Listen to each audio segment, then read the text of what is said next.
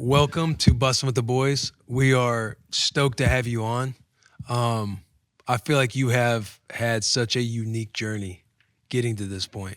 Like I read and saw that you were adopted by the Knicks family. You were what, 15 years old? Yeah, I was 15 going on 16. It was, April 23rd, Don't be 2018. scared to put that thing close to the It lips was now. April 23rd. Oh, damn, you got it. 2018. So that's when the day I got adopted. So Talk about getting to that point at 15 and being taken in by Coach Knicks and their family.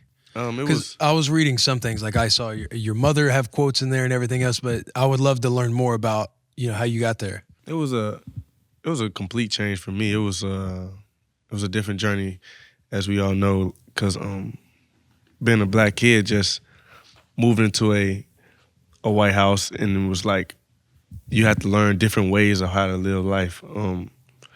I was more like, I won't say on my own, but I was more doing whatever I wanted, like defiant as a kid.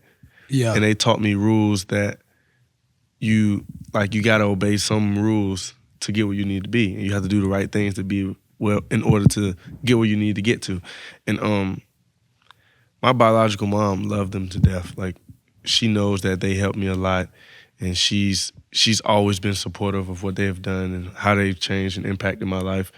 It was kind of the Knicks family taking some stress off my mom's shoulders, and every day she prays, and every day that, like, they continue to do that and make me a better man like I am today. So Was it something that you were resistant to at first? I wasn't like resistant, because I remember walking into the house and they was eating at the dinner table.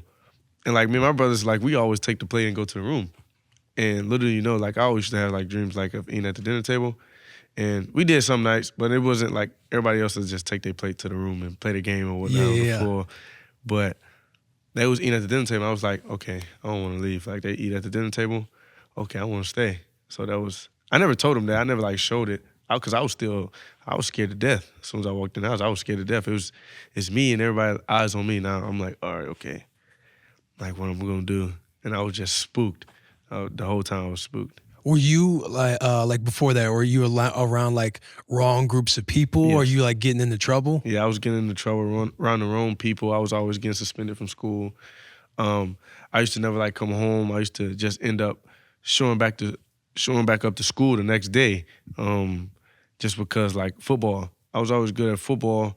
I was actually just becoming better at football, and I knew that was just a way I can cope with all the problems at home, or like just to get my mind off everything. Football was my passion and the way I can just cope with a lot of stuff. So I used to never go home, and I used to just be out with the wrong people, and just, I knew the next day how to get to school, whether I walked or whether I rode with somebody. But I was always at school the next day and just, like, there for football. Like, I couldn't miss football. It was like like, my dad, he made it so strict of, like, you can't miss football. Like, you have to do this. Like, football, it had like a kind of a structure over my life to where, like, I know, like, I can't miss this or I can't play. Like, so that's pretty much what it was. And you think too, like if you're in like the wrong crowds or you're getting into trouble or anything like that, I would almost assume that you almost wouldn't have had the mentality of, okay, they're eating at the dinner table, I want to stay here, I want to be here, like knowing that this is the right thing for you. Do you feel like you, even though you were hanging around wrong groups and in the wrong situations, do you feel like you were always somebody that kind of was like sitting back and seeing, like, whether it's showing up to school the next day or being like, I don't necessarily want to be a part of this, I'm just kind of like, this is just my association? That's what I was always thinking. Like, they'll go do some bad stuff, and I knew it was bad, but sometimes I can just get, like, pulled into it just because I'm around the wrong people. And I knew it was the wrong thing to do, but I just did it just because of, like, that's all I knew at the time. Like, Yeah. I always used to be like, oh, no, like, this can get me in trouble for football, I can't play. But I still used to do it, and I used to get away with it. And until that last time, I didn't get away with anything, so I just dealt with that for like a year. Are you able to talk about the last time? I prefer not to talk about it. Yeah, that's fine. But it was just, like, I can tell you, like, the situation, definitely, I'm happy I made it when I was young, and now that I'm older, it makes me more careful about every decision I make, whether that's buying food at the store, whether that's going someplace. like just to get food. Like it makes me think 3 times before I do anything. Yeah. So Your and Bo's relationship, talk about that. When you move into the house, you guys obviously won a state title together. so standing with Bo was always serious. Still is serious to this day. Like he was the kid in high school like nobody wanted to talk to. Like he was scary. He was like my dad. Oh, for real? Like seriously, like he was always like in school, he doing his homework, he's at baseball or he's at football. Like he was already a college student in high school. Like he was Just a pro at a young like age. pro at a young age, and you could just tell. Like kudos to my dad and my parent. Like my parents, like they raised him to be this well kid, and everybody knows. Like he was a baby, he was bad. Like that's how he grew up. Like he was a hard headed kid, but Yeah. as he got older, you can just tell like he was raised to be. All right, you got to be a pro at everything you do. You have to do this. And me, I'm looking at that at a young age now. When I moved in with him, I'm like, okay, if he can do it, I can do it. Like, you know, like I was trying to follow in his footsteps, but it was at a different position. But before he got there, I was at quarterback. So I moved to DB. Okay. And you look at them highlights, I could tackle a You little was bit. nice? But all seriousness, I was the receiver scared to death. And like the stuff he used to do and used to just tell me, I just always believed. And I knew I couldn't drop a pass from him. Like if I dropped a pass from him, I feel like I let everybody down, especially him, because he was just so.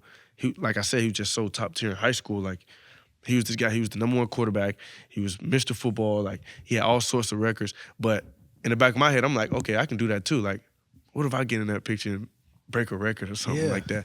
But my first game, I go out there against Hoover High School. We played George Pickens, and everybody know like. Hoover, the two-a-day school. Oh my goodness. At Hoover, like he was a man amongst boys. I didn't watch George Pickens do some stuff in high school, and like it was crazy. So we go out there and play him on ESPN this is my very first game. I'm starting, I'm 130. It's your first game. First game in high school, like actually playing on and TV. starting. Like ESPN, we playing at the Hoover mat where they play the College World Series. Like I'm in the game and I'm 130 soaking wet and I'm balling. Like I'm out there balling. I was the first touchdown for like the whole the whole game. I was the first touchdown until like the end. They took all their good players out. We got beat 55-14. So, but we got beat That's bad. how they dogged them out. They got him. I'm balling. I had like 12 catches. I had like 112 yards and a touchdown for like the whole game.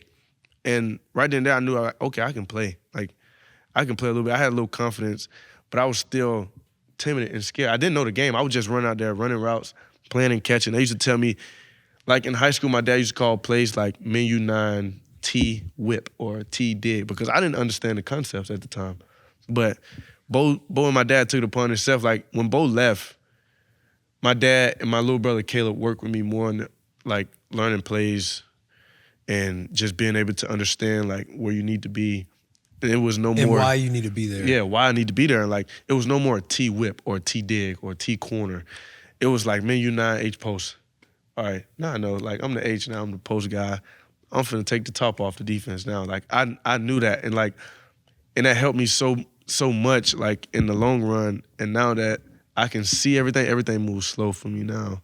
And like high school was, I feel like high school we was a 6A, but the coaches we had was college coaches. Like my dad was like strict, hard-nosed, still is like hard-nosed. Like you gonna have to do it this way or you cannot play. Like, and you have to buy in, and I bought in, and